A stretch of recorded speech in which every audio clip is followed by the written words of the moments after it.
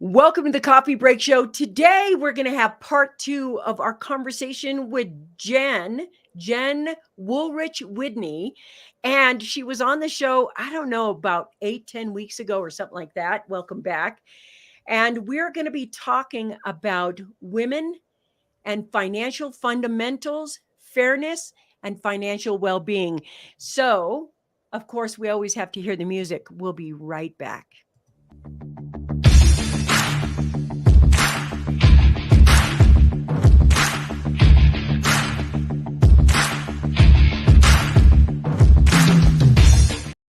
You're on the Success Secrets for Business, Family, and Life. This is the Coffee Break Show.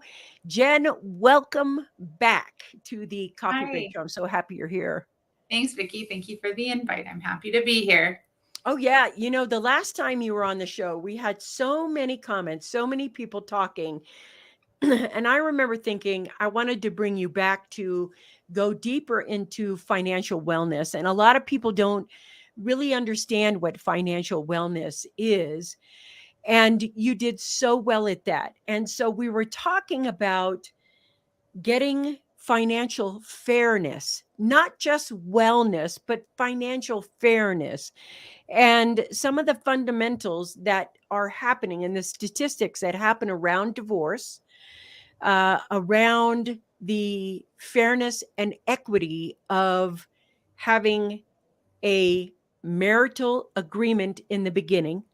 And that marital agreement was, you're the breadwinner. I'm the person that's staying home, not being a breadwinner to raise children or to raise the family.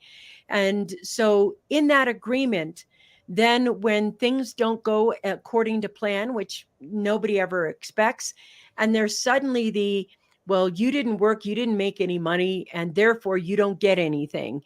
Although that's not fairness. And I think a lot of women don't have boundaries. They just walk away somehow and then struggle, or men too. And what I wanted to do today is unpack this conversation and talk about some keys to financial fairness with you that women can achieve or get or should have just based on, whether they're going through a divorce or not. Yeah, I think this is a super important topic. I think it's one where when a divorce comes up, whether you choose it or it's chosen for you, it's very overwhelming. And just the emotions of it make it really hard to even get started taking apart the finances that you've built up during your time together. Because I mean, no one gets married to get divorced. That's right. Sometimes it just evolves that way. So, hindsight's great where maybe there's a prenup or something in place, but that doesn't, it sounds appealing now. It wouldn't have appealed to my 20-year-old self. So I think it's one of those things where when things start breaking down and you start trying to detangle your finances, I compared it before to, it's like when you go to pull out a necklace from your jewelry drawer and they're just all this tangled ball of garbage, and you have to just take your painstakingly patient time to start pulling one piece out at a time without being so angry you throw out all the garbage. Yeah. So it's that financial stress is the number one stress that causes divorce. Absolutely. And I honestly think, Jenn, a lot of the financial stress isn't caused by the couple. And a lot of people have a tendency to blame the couple. But what I see from my hindsight is that for over 60 years, wages have not risen to keep up with financial inflation. Over 60 years, money has been purposely devalued. So back in the 1800s, our paper money used to gain in value, and now it doesn't. There's this where it devalues themselves. Back in the day, we had layaway. We didn't have charge cards or credit. So we have been sold debt to cover the shortfalls that our money isn't producing. And I think a lot of marriages struggle thinking it's their fault for the inflation or the cost of goods going up. It's his fault or her fault. She's not getting a raise. She's not getting a promotion. He's not getting a promotion. What's wrong with you? We can't keep up. But I believe, Jenn, that the system is designed for the average person not to keep up, to be very heavily in debt, and to be controlled by financial things outside of themselves. And people don't know how to work with the stress of that. And they don't know, that I think that is a fundamental core piece that is destroying the nucleus of the financial well-being of a family. And I think that happens a lot right now. And I wonder what your opinion as well. I don't disagree with what you're saying. I do think that for an average family right now, things are wildly out of control, and we've set ourselves up in a world where we are definitely biting off more than we can chew. And that doesn't necessarily mean living an extravagant life, right? Yeah. Like, as with inflation taking off right now, even just buying the regular amount of groceries you would usually buy is a strain for families. With interest rates rising, a mortgage payment you could afford a couple of years ago might have you moving out of your house when it comes up for renewal. So there are definitely 100% what you're saying is accurate. I do think, though, a lot of times we back ourselves into this corner too. I think it's what you're saying combined with choices that maybe weren't in alignment with where you were trying to go, because we wanted something more than we needed something and didn't have the funds to back it up. And when you're talking about it being a stress that can happen inside of a marriage, it becomes, let's pretend I love fancy pedicures. That's not a pretend. That's really true. I really enjoy a good pedicure. Right. And let's say my spouse is madly in love with golf bags. Okay. I don't golf. I don't need a golf bag, let alone 5. Okay. But oh my gosh, do I need a weekly pedicure? Technically, no, sure.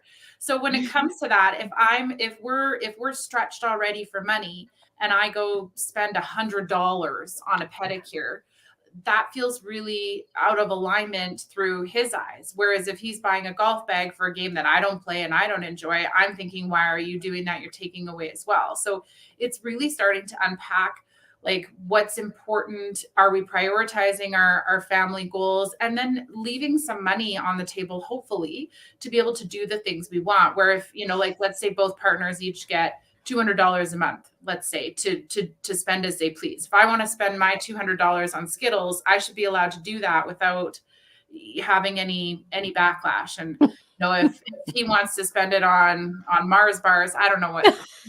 Yeah. But just because it's absurd, right? But we need to be able to just go and enjoy some of it and spend it on what we want. And when we're not doing that, it's a lot of push and pull, and understanding we all come into this with a money story too.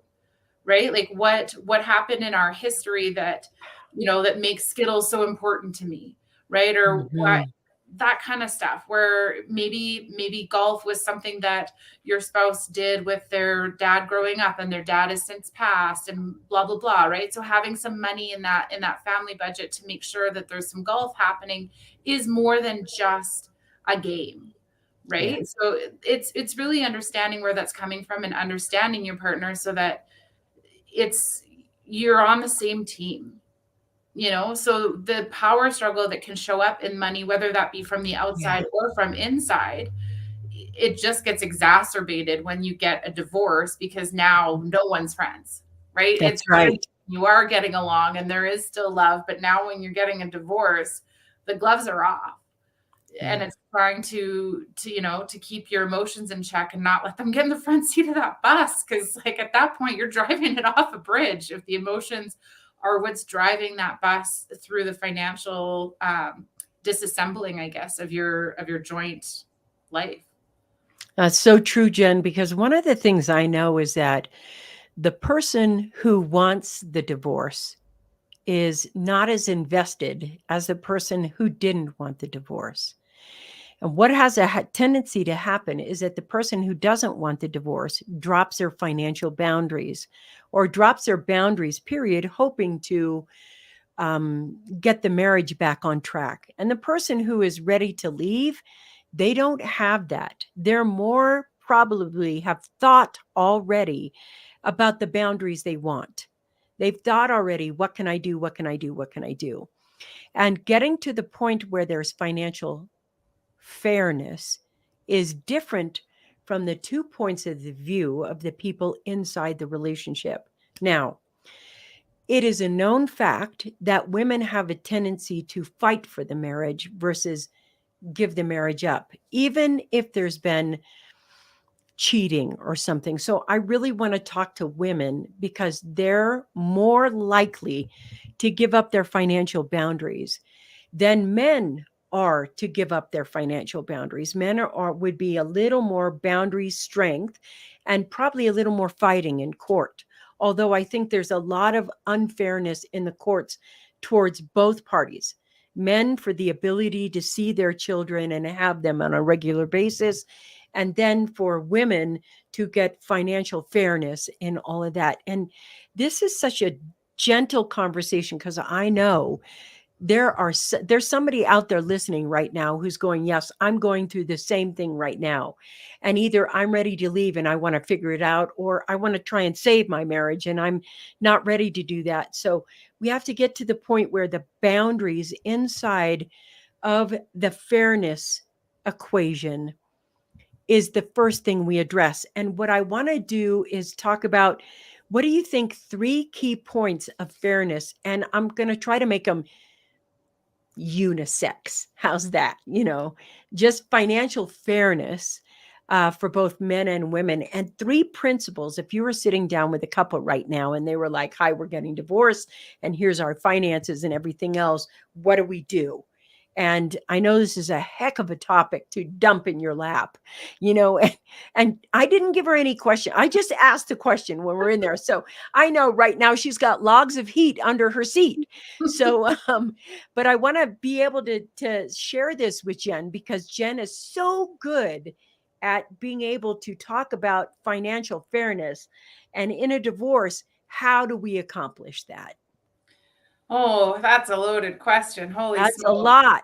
That is a lot. What do So, we consider with financial fairness in that yeah, first the place? very first thing, whether I'm talking to the person who's being left or the person who's leaving, man or woman, is that you have to park your feelings over here. Your feelings have to be separate from when you're coming to the table to come up with financial fairness, because let's be real, those feelings are happening.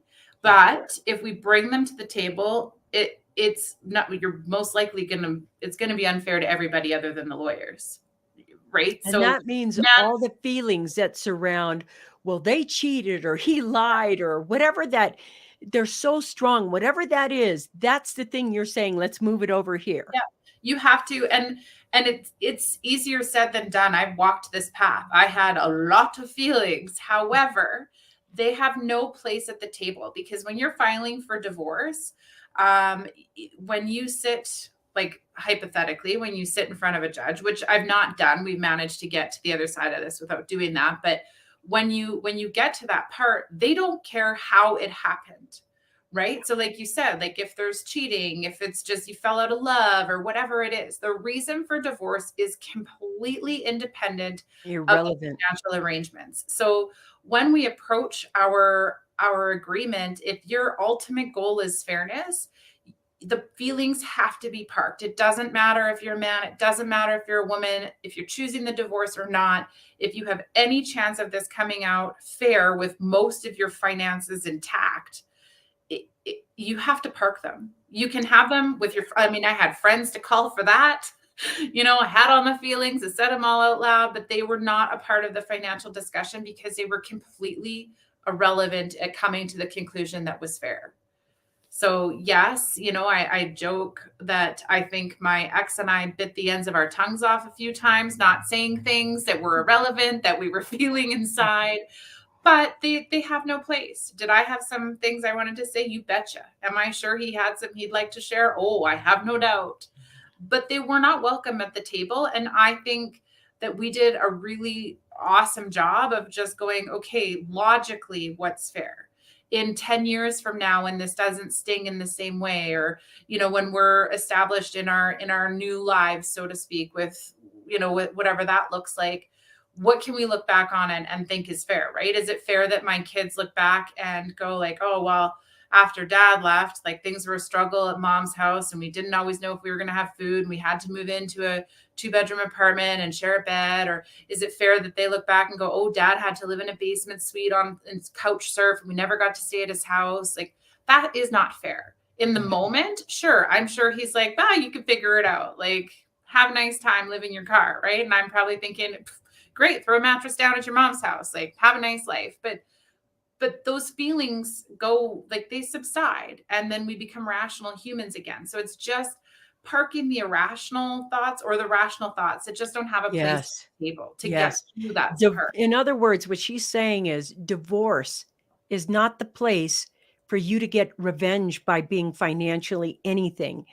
That has to be away. And a lot of people are, I'll get you back. You're not getting anything. Blah, blah, blah. It's that financial revenge, that financial hatred, that how you want to hurt them back so badly, that has to not be present, especially if there's kids. 100%. Thank you for pointing that back out. So now step 2, after that place where we're like, what's this next thing that you want to bring in that's logical now that you're, hi, I'm not going to be here and bring in all the hurt and the past thing and try to make this dramatic. Yeah. The second one is if there's children, they're not weapons. They're not weapons. They're not negotiation tools. They're not weapons. They are human beings who have been, they don't have a part in getting you here. They don't have a choice. And they're just along for the ride. And they're not meant to be weapons. Like for my own, for example, my ex works shift work. So I was really trying to say, like, I think that I should have primary custody, but they'll be available to you on your days off. But I think that would be the best schedule. And he was like, no, I'd like them half the time. And I, right off the bat, I was like, I will not fight you for more than half because we both love these kids. And to be fair, there might be someone watching whose children are unsafe with one of the parents. That's a totally different scenario. My children are blessed with 2 safe parents to be around. So I really just right from the get-go was like, I would love to have primary custody. I've been the primary caregiver, but I'm not fighting you for more than half.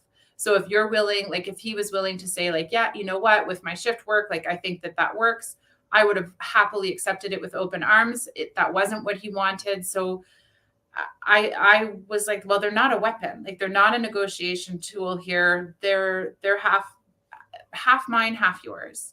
So both kids, love both parents. They're loved by both parents. So our grown-up drama, so to speak, our grown-up issues weren't theirs. And I think that, again, letting them be the primary focus and their well-being also helped keep all of the stuff from that first point to the side.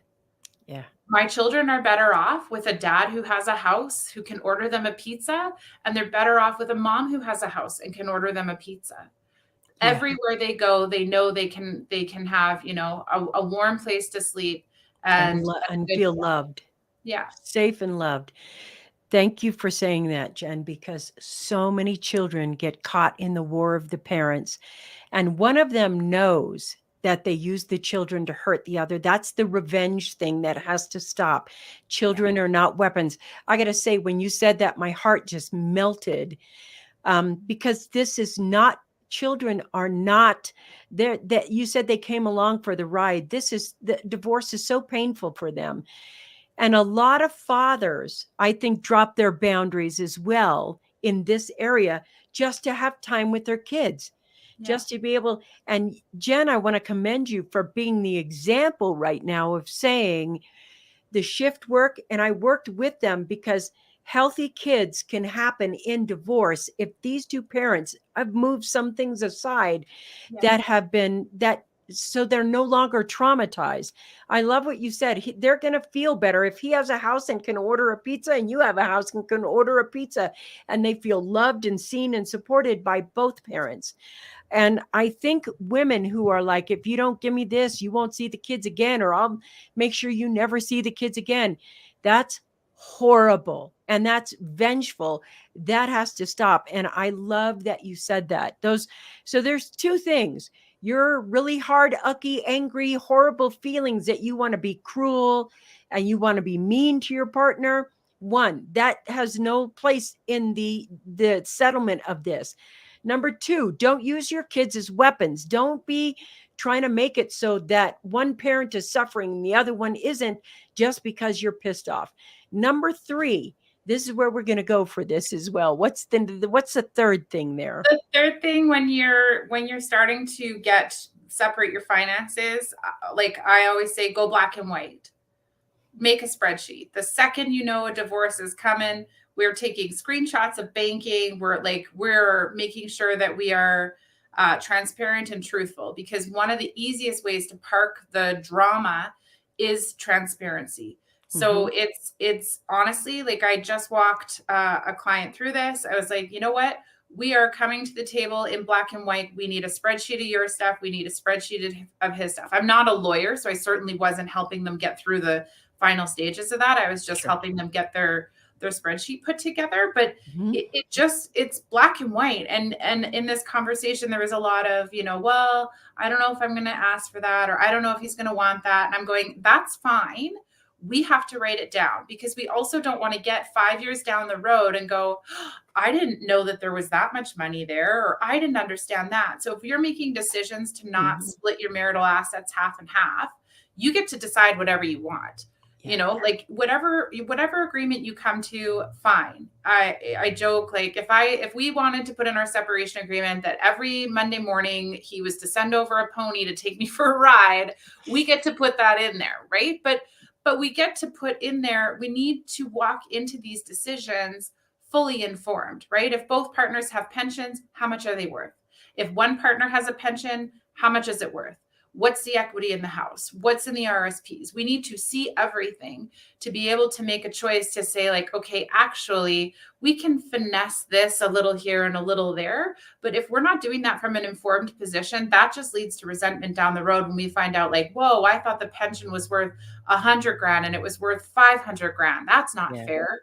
So it's just like laying it all out there. And it doesn't feel good, because when you're in the middle of a divorce, all you're thinking about is like, well, this is mine and this is mine. And well, I worked hard for this and this is mine. Yeah. Those throw pillows came from my great aunt at our bridal shower and they're mine. And, like 4 years ago, my parents gave me $200 for Christmas and that should be mine. Like, it's like, just put it on the table. That's not how it was brought in. And it sucks. It sucks. It's not easy. But also, it's what's fair. So like, go black and white. Yeah. Just lay it all out there, because at the end of the day, if you end up in court in a battle of wills trying to figure this out, it's all coming out anyways. So I think it's an efficient way to save yourself some legal fees and, switch statements. I don't care, whatever you need to do to back it up, Absolutely. And do it.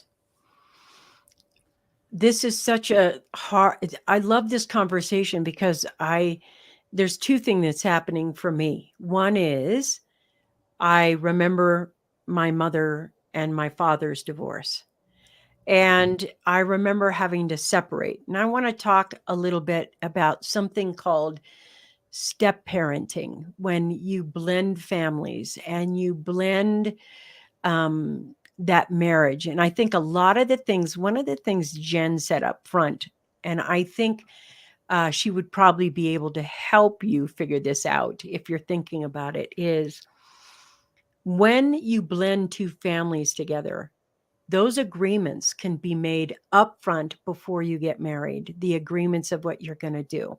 So my mom got married again, and they were together for 36 years before, anything happened. And he is who I call my dad. I don't call my biological father that. I call him my dad.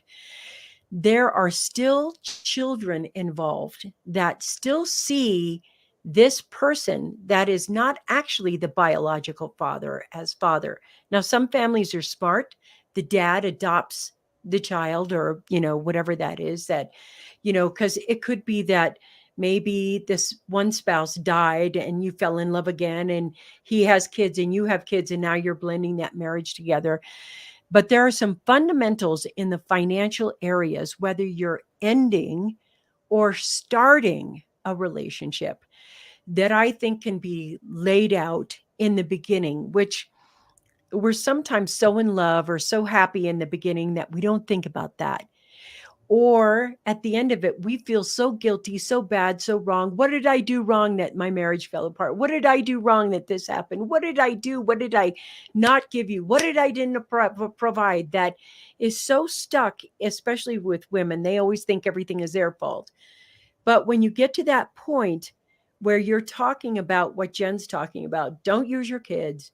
You definitely have to bring everything to the table right up front, even everything that you think is mine, or you worked for, or whatever. Everything comes to that front. Everything gets laid out in the open. And I think part of that can also be upfront as well. Like, bring everything to the table upfront. What debt do you have? What debt do you don't have? Or what is it that you're walking into together?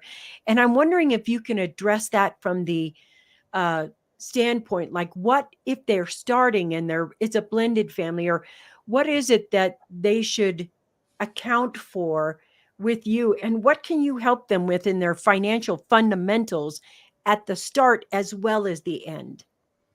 Yeah, I think even if it's not a blended family, even if this is the first relationship you're getting into, right? We want to Mhm, know like what's going on.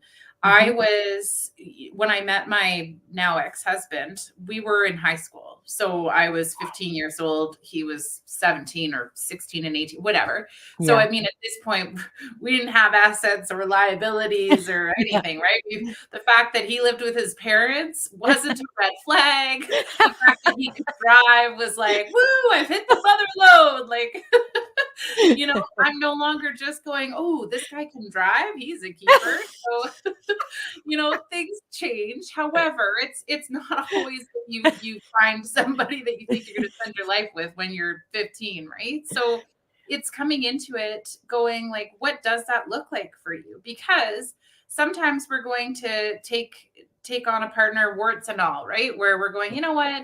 I see you. I can see what you've got going on, and I'm okay with that, and I accept that. Because if we're not out transparent about it, then we're just starting with a lie, and that's a no for Yeah. me.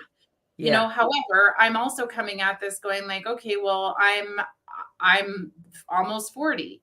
I have lots of assets now. I have, I own a house. Like, I've got many things going on. So am I wanting to start from scratch again with someone else? Like, I think it's no longer at the end of a relationship where you're going, well, this is mine and this is mine. You're starting it going like, this is mine and that's yours.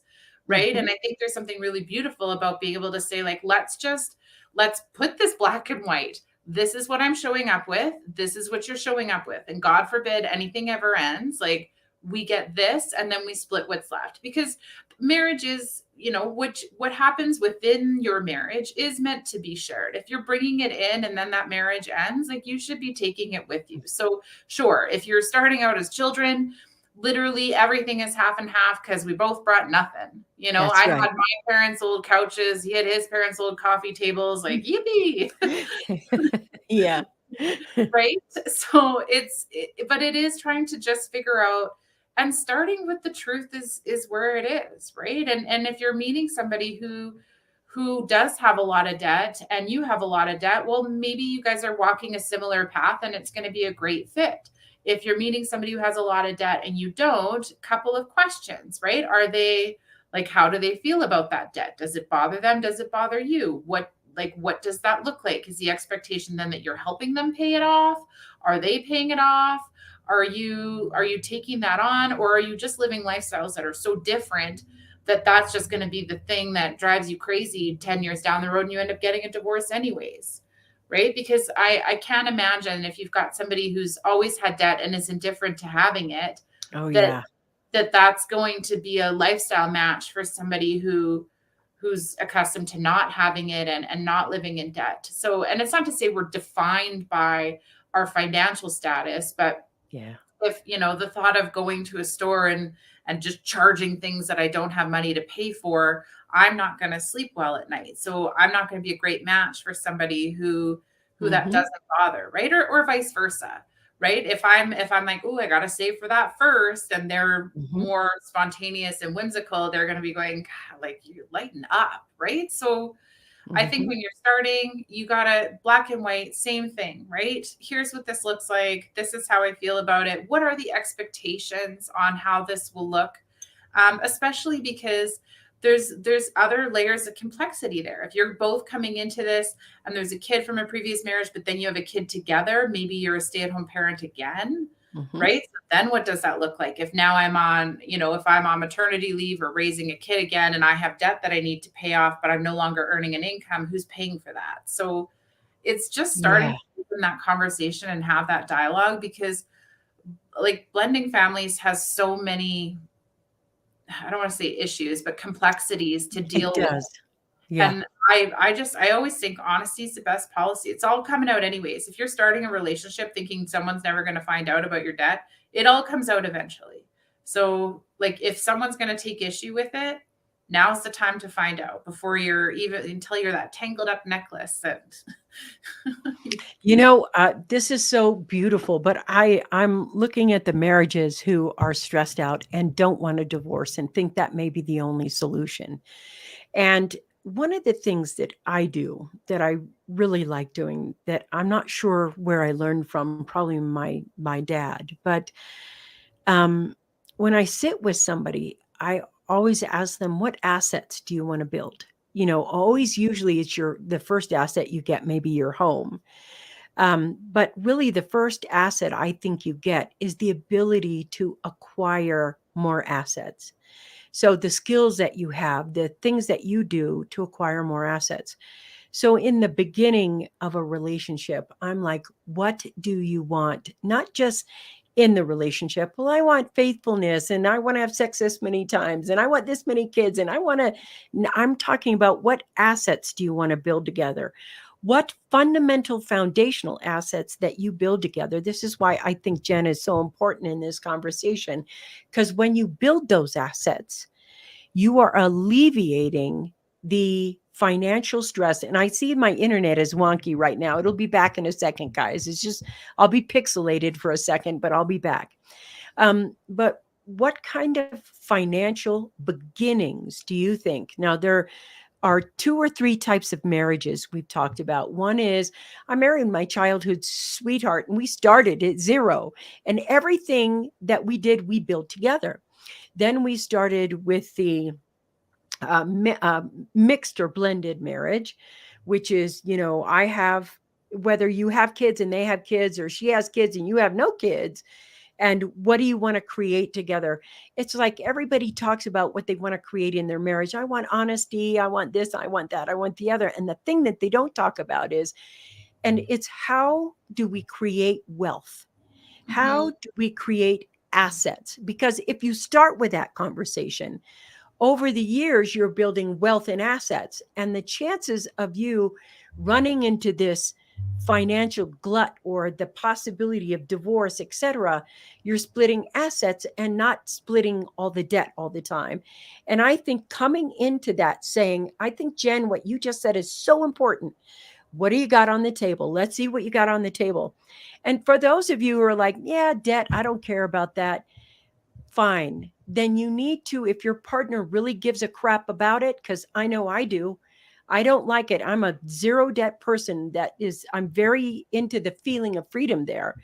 It means that you need to create those financial agreements in the beginning, in the middle. I don't care where you are, even if you're at the point where you're tipping, thinking, oh God, I got to get out of this.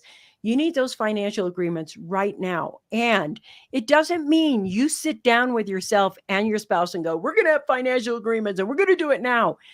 You have to do it fairly. And that means having a professional that represents both of you, not you trying to dominate somebody else, or you trying to overpower somebody else, or you trying to hope that this gets better. You have to take this to a professional, and you have to sit down with somebody like Jenn, who's going to go ahead and say, okay, is this stress? If you had all the money in the world that you wanted, would you be getting a divorce right now? No, you'd be happy and this and that. Okay, then we need to start building assets and stop building debt. If one of you gets to the point where you want to build assets and the other one is like, yeah, I'll build debt, then you can see where there's a power struggle in your marriage. It is going to break off in a bit. The more uneducated you are in finances, the more uneducated are those assets that you don't have in place. And we're going to talk about which assets you should have in place with Jenn right now in a little bit. But if you don't have those things in place, can you see how you've created a ball of confusion and a ball of stress and a ball of debt and a ball of uncertainty? Well, it takes the same amount of awareness to create this ball of debt as it does to create the ball of the awareness around being wealthy. We're going to talk about that now because finances are the number one thing that split marriages. But that means that asset building would be the number one thing that can secure a marriage, and or if there's a loss of a spouse or if there is a divorce, there's a better, healthier way to go through this. And I want to talk about that, Jenn, right now, because we've named the problem, but say what you're going to say. I can see what's going on in your mind. No, when you were talking about education and needing to know things, I feel like you asked me about the 3 things. I would totally add a 4th because I think it completely applies to what you're saying now in terms of building, but also in terms of disassembling, so to speak. The 4th one would be to know the rules. Yes. Understand the rules, because, you know, whether you're building assets or splitting assets, whatever, like there are rules out there that you need to understand. So when you're coming to the table to figure out what's fair and what's not fair, there are some landmines that are hard and fast rules that you need to understand, because what we want to make sure is that, absolutely, like I said, do I want a pony ride every Monday and that's part of my agreement? Sure. However, we need to understand, like, if we're wanting to fight for that, like, is there a rule against it, right? There's a great example of this, and I don't know if it varies like by province or country. So this is going to be specific to Alberta because I know it to be true. But if there's an inheritance and that inheritance has ever touched family money, it's divisible. Okay. Now it doesn't have to be. It can fall. How does it touch family money? Meaning like it's come into a bank account that's being used to pay for mortgage payments, groceries. Then it's divisible. Then it's divisible. If it's an inheritance that comes and it sits on its own island, so to speak, it's not divisible, right? Now that doesn't mean you can't choose to divide it. It just means that if you get in front of a court, the law is on the side of it's on the island, it's not half yours. So that's like, and I mean, there are plenty of different rules like this, but it's really like knowing the rules so that when you're sitting at the table to go like, what's fair here? And the reason inheritance is on my mind is that was on the table. My ex had just lost his dad. There was a little inheritance payout, and any money my parents had gifted us during our marriage became family money. Right? Because we used it, we shared it. And this money, of course, was fresh. It was devastating. It was horrible. So in my practice, like not in just inside my marriage, but in my practice, I'm always like, when you have money that comes that's emotionally sensitive, just put it to the side for a second before you make decisions. So I had advised, like, open a separate account, just put it in there, park it, because we're not emotionally in any position to talk about what to do with this, but we also can't leave this check on the counter. But because that money was on an island, I'm for sure looking at it going like, this should be half mine. We've been together all this time. You've shared in all my family money. This money here, it should be half mine. So he could have chosen to give me half, but by law, he was absolutely not legally obligated to.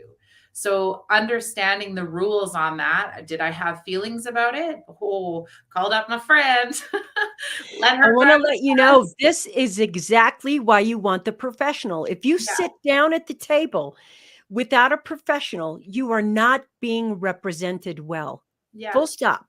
Well, and I want to, whether tons of legal bills, tons and tons, fighting for something that was not legally mine. So when you're talking about education and building assets, like Yeah. my number 4, I think on your 3 things there is know the rules. Yeah. And that was such a beautiful, important example. And the power of what you just said, Jenn, made my hair curl, because I'm I'm with you. I'm like, I hit inheritance, but um, everything my partner and I share, we share equally. It doesn't matter. That's just the thing about who I am. And in this state, where I live, if it's inheritance, you don't have to share it. But I would not feel right about that. There's it's just, if it's sensitive money, it should be kept later. But to me, I have sensitive memories. Money is not sensitive. I have sensitive memories about from the person who left it to me. Like, I remember my grandmother used to always say, be wise with your money, be wise with your money, be wise, be careful and wise with your money. And she was a woman who started with zero. And when she died, she left a pretty big fortune for us. And she was like, be wise with your money. And I always am, be wise with my money, be wise with my money, whatever that means. And I love that people don't understand. They always get attorneys. Well, they don't figure out how to get their financial person involved now. So, what I want to talk about is I have a 2-part series going on right here. I have Jenn because I have such a big Canadian audience, a huge one. So, you can get a hold of Jenn on her website right here. And it's scrolling on the scroll. So, if you're listening in your car, relax. But it's www.financialfundamentals.ca. Now, in America, relax. I am bringing my personal financial advisor, who I've had for, I don't know, over 25 years now. I don't leave home without him. He is going to be on the show with me, and I'm going to do the same part series I'm doing with Jenn for Canada for those in America as well. And I think that the fundamental financial issues, I'm bringing my personal guide that he and his wife have been, doing my finances for over 30 years. But I want to go talk about making assets together now. Like, to me, I know that where you are could seem desperate financially, and it could be causing such horrible fights, and it could be causing some unreasonable this, and your marriage could be teetering on whatever that is. But if it's financially fixable, you're going to have to work together at it. And it's not easy. It's going to require that you have an expert who is behind you doing stuff with you weekly, monthly. And this is somebody you talk to all the time. This is not, I saw them once and they sold us our life insurance policy and got us our IRAs and see you later. That's not what you're doing when you build assets. When you talk about that, there's some fundamental assets that you should start your marriage with. And I want to talk about those. And then as children come along, there are some financial fundamentals you should have in place and how to build those assets over time. And here's the truth. Assets are built over time. They're not built overnight. And that's why I want to talk about that now, Jenn, with you. And I know we may go over a little bit, Jenn, but this is so important. And I really want whoever's listening to have the kind of help that I know you provide, and I know that you give people, and I'm just really excited about that right now. Oh my gosh, where to start building assets? So I kind of look at my financial picture basically as a pyramid, right? What's happening at the bottom, what's happening up at the top. And whether you're doing that independently or with a partner, you have certain structures you need to put into place.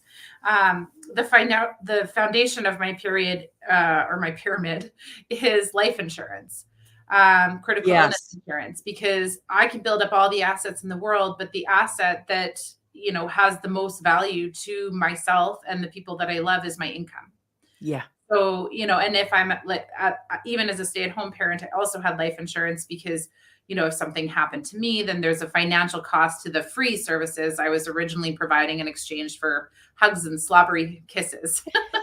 So I put life insurance and critical illness insurance right at the bottom of my pyramid because that's that's the foundation. If the whole thing falls apart, Life insurance and critical illness insurance. In America, that's life insurance and long-term health. That's what it's called.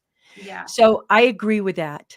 Well, and for my single clients, I prioritize their budget towards more of the critical illness than I do the life insurance. In the case that there's another, like if there's children involved, there's another person who then would become the sole caregiver of those kids. Because, like using me for example, if something happens to me and I God forbid I pass away, my children have a dad who's fully capable of caring for them, loving on them. So yes, I have some life insurance to make sure that like there's some money there to help continue them down the path that they're currently on. But my primary focus is critical illness insurance, because if something happens and I become sick and I'm not working, I'm it. Yeah. I'm it now. So that's, so I do think there's a place for both, whether married or single. I just know for my single clients, that's the one where I'm definitely going like, okay, but you got no backup plan here, right? Like not only is someone not making your chicken soup, who's buying it? Yeah. Yeah. Right?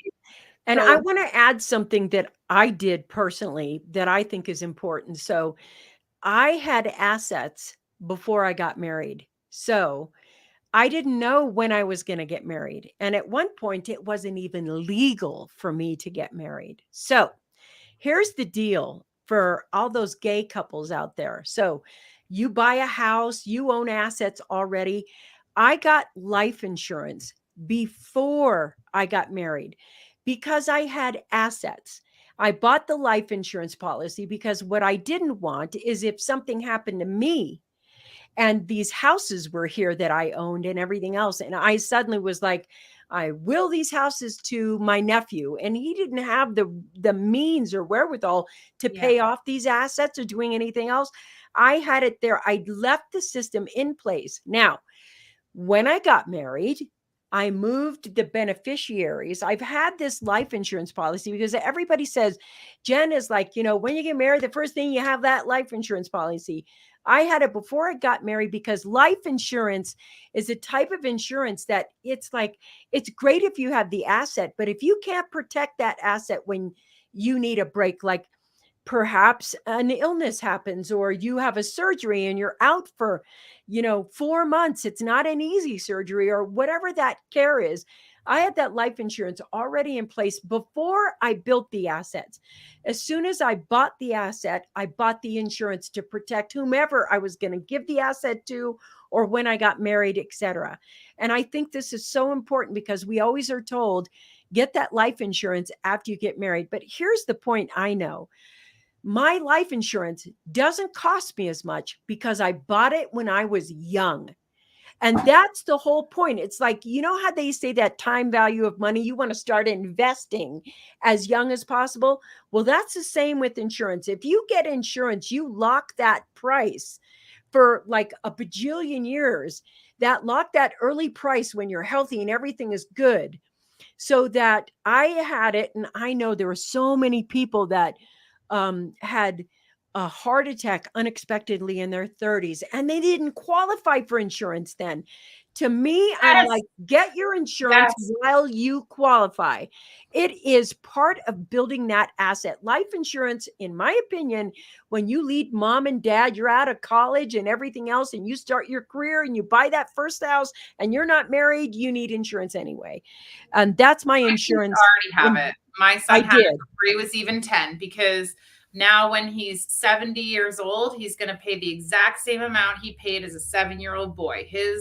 And that's the point. Like his rates are locked in, his health is locked in. So when I say I mean, don't get me wrong, I very much care what happens to him, but if his health changes or my daughter's health changes, it's all already locked in. So and this is the most important thing, Jenn. I think it's important. People see insurance as an expense.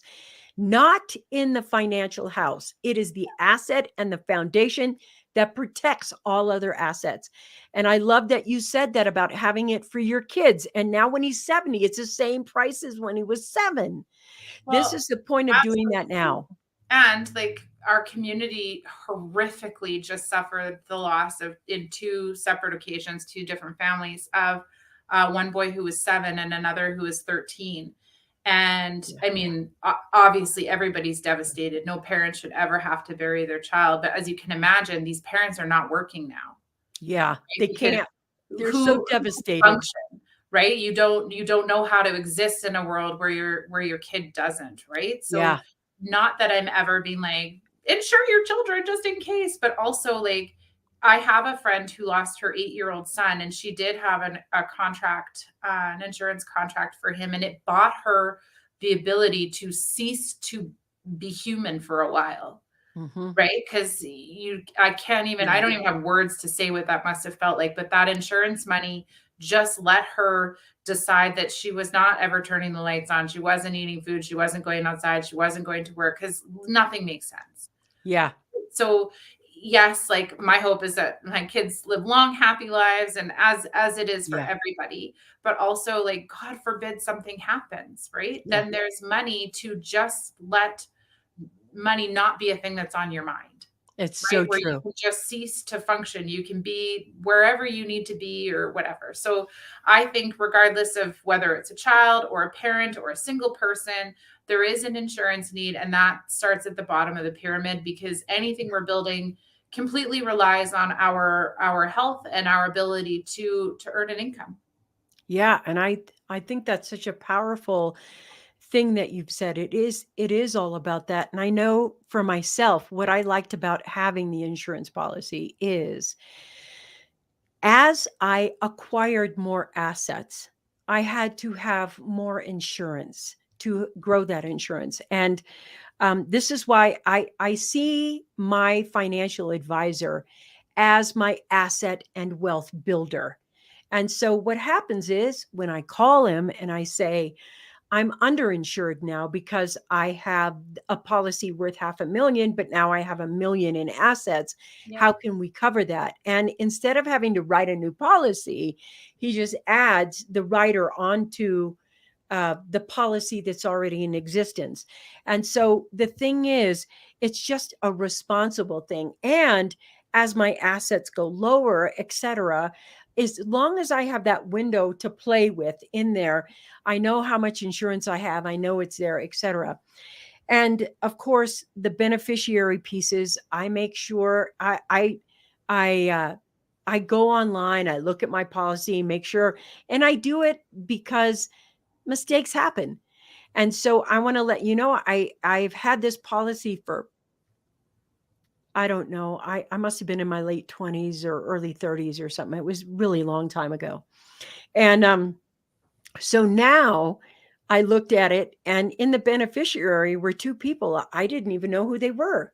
I was like, uh-oh, I don't know what happened. I don't know how it went, but I had my policy for so long that policies were handwritten, and then they made them online. And the transfer from the handwritten to the online, whoever did the data thing Yeah. made a mistake. So I check my policies consistently now. They're assets. Your policies are assets. Well, And and just like you fix up your house because maybe the back patio needs a new paint, or a window is broken and you need to fix the window, it's the same with all of your assets, all of them, including your life insurance. So I called them and they're like, oh my God. And I made sure the right person and the right portion for that person was on those policies as good well. for you for checking. Like, I don't know what the Yeah. compliance rules are for down there in the States, but I know like we're supposed to be checking in with our clients at minimum once a year to do an Yeah. annual review. It's just the clients don't always call back. So they're like, oh, I'm good. It's like, hey, but all I'm asking is, in the same way that you get an annual checkup, we just need to double check, right? Yes. Have you had children since we last talked? Are you financially responsible from someone else? How, like, what's your financial situation? Are you overinsured, underinsured? What does this look like? So, it like, just like an annual checkup on your physical health, I think a checkup on your financial health, like all that stuff is important. So I love that you Agreed. look at it. And That's it should be yearly, both of you yearly, just like you make yearly goals and yearly this and yearly that. Everybody looks at their debt statement every single month. You're opening that Visa or MasterCard statement, looking at it growing. Well, start switching your focus and go over and look at all of the assets you have growing. Stop focusing on how much debt you have. So how are the assets? Now, we have really beat a dead horse here because I think everybody knows right now insurance and long-term healthcare are absolutely okay. just fundamental. And So we get got our them. foundation. Next. Yes, yes. After that, And I think that I next, think number a 2, great cash flow plan is what's next on my cash list. flow plan. A Amen, cash flow sister. plan. Speak it. You're It's talking your my car, language. right? It's your car. Where are you going? And that cash flow plan is the thing that's gonna get you heading in the direction you want to go. So are you wanting to buy real estate? Are you wanting to save and that kind, like whatever it is you're about to choose, the cash flow plan is the thing that's getting you there. So whether, I know lots of people are like, I hate budgets. Well, don't call it a budget. Call it whatever you want. But it is the vehicle that's going to give you the opportunity to get where you need to go. So I think my next one for sure on that ladder is the cash flow plan. And then from there, as boring as it sounds, is an emergency fund. Yes. And I think that I'm going to stop right there because I think this is so important. Notice that she said cash flow plan first. I agree with that. And then emergency fund secondarily. I agree with that. The cash flow plan is where most people, and I'm going to plug my book right now. If you don't know what cash flow is, you need to read Cash Flow Mojo, Yes. How to Get Rich, Stay Rich, and Become Financially and Create Financial Independence. I want to let you know she is one of the people that endorsed the book. And I sent out a copy to her and I was like, Jenn, go through this and tell me what you think. And the cash flow piece of it is how you're building assets along the way. Now, I'm going to go push a little faster right now because we know we have cash flow plan first. And if you don't know what a cash flow plan is, it is not a line item on a company. Every household should have a cash flow plan. If you don't know what it is, and most people don't, you need to get with a professional who's going to help you build your assets, protect your assets, build more cash flow. Can you see how you build wealth? It's a room in your house is the wealth building house. That's what Jenn does. It's not just protecting you before, after a divorce or a death or whatever can happen. It's building along the way so that you have the kind of lifestyle most people dream of having. So Jenn, go ahead. I see that you're going to say your cash flow plan is your roadmap. It's your income in, your expenses out. It's you bossing around your money. Where is it supposed to go? What are you doing? Right? Is it super sexy to be like, ooh, well, this much is going to keep the electricity on, but I like electricity, so some of my dollars go there. But the cash flow plan is just you bossing around your money. Yeah. And the reason I picked Jenn on the Coffee Break Show, because there's a bajillion of finance people, but here's why Jenn is here. There's a bunch of financial advisors who look for the ultra wealthy, and that's the only people they want to deal with. There are very few people who have the experience she has of dealing with the ultra wealthy and the people that are starting from the beginning and how not to make the same mistakes that so many other people make, how to move around them and grow them and be them. What I like about Jenn is that she's everyone's start plan. If you're starting in marriage or you have a few $1 million and maybe you want to go to the next level or you want to protect it better, everybody needs in their coaching area a financial coach, a financial advisor, everyone.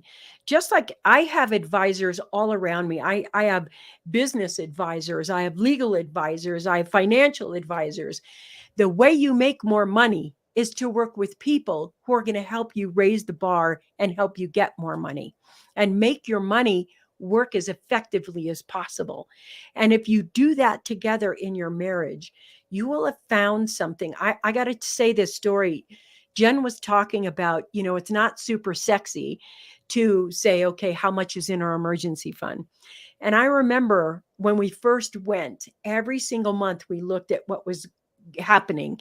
And she's right. It's not super sexy to have that budget. But what is super sexy is when you nail it that month, or maybe you saved a little bit that month, or you saved a little more and you're like, oh, we're ahead of the game, or oh, look how much this debt is dropping, or oh, look at how this asset grew. Like your house, it can go up in price, but it also can come down and go back up and come down.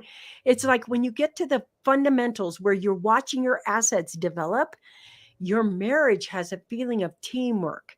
It has a feeling of shared goals, and it feels so good to hit that. That's a sexy feeling. But sitting down and first saying, well, here we are, and this is where we are, and it's really sucky. And, you have to work your way into that asset thing. And that's why I think Jenn is everybody's door. If you're not sitting down in Canada and going, well, gosh, I want to struggle some more. Just go to www.financialfundamentals.ca and get some help now. Why would you not want to do that? I'm going to tell you this because I've loved this conversation so much, and we've already been in an hour. Jenn, are you willing to come back on and continue this conversation? And maybe we'll go from these are the fundamentals that we have to have in place. And I want one more. We're going to go over. She's got two things. We had life insurance and we have long-term care insurance. Then we have the contingency fund. Yeah, cash flow first, then your emergency fund. And then I think from there, I would just say, like, after that, you're figuring out what your goals are. Yes. Right. And like most people don't have financial but like, goals. Yeah. What's your goal? And then starting to align those things through those buckets. And I appreciate talking about what buckets those are is its own conversation. But once you've got your cash flow plan, you've got your emergency fund, after that, you're going, like, what does this look like? What are these buckets? How do we have some fun now while taking care of ourselves in the future, and fill up all those buckets in the most tax efficient manner that you can. Beautiful. So I want to talk about this right now, Jenn. I want to give you the last moment right here to talk to the person who possibly is in the divorce situation and they want some advice. They want some help. Are scared, or they're in pain, or they don't know what to do. And I was wondering, what would you share with them if you had the ability to talk to them? And if you do, what would you say to them? I talk to them often. I feel like I will tell them the same thing I needed to hear and know when I started out on that journey, is that you're not alone.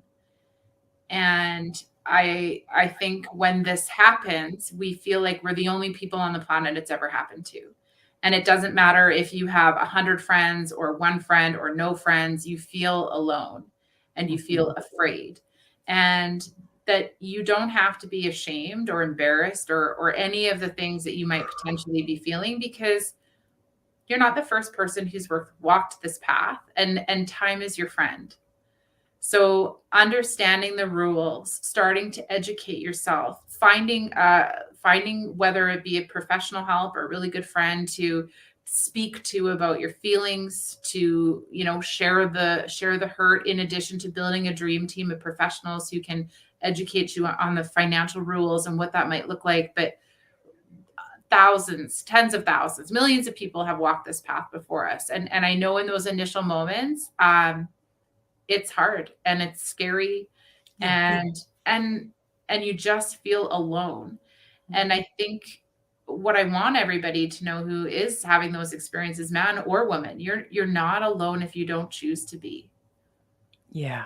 We just need to choose to find a safe friend to talk to, or find a professional to speak to, and then, get that dream team going and start educating ourselves, because it's a hard journey, but oh my gosh, time is our friend.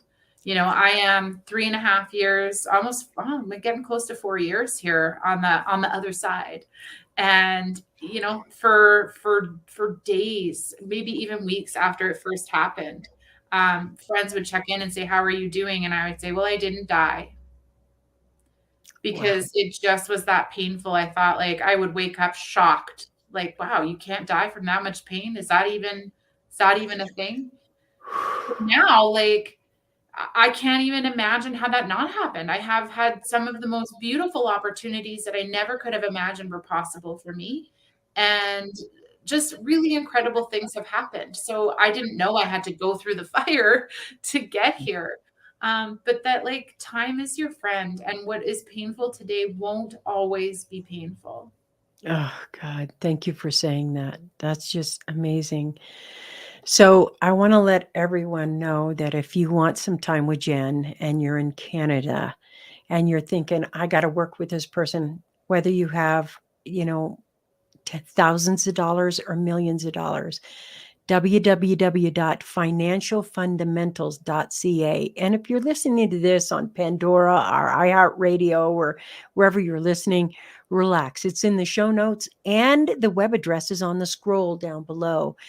Jenn, it is always enlightening to have you on the show, and I really appreciate you being here. And I want to let everyone know I bring the best experts from around the world onto the Coffee Break Show to help you with your business, your family, and your life, and having really great quality of life. And next week, I promise you, we're going to have another really awesome guest.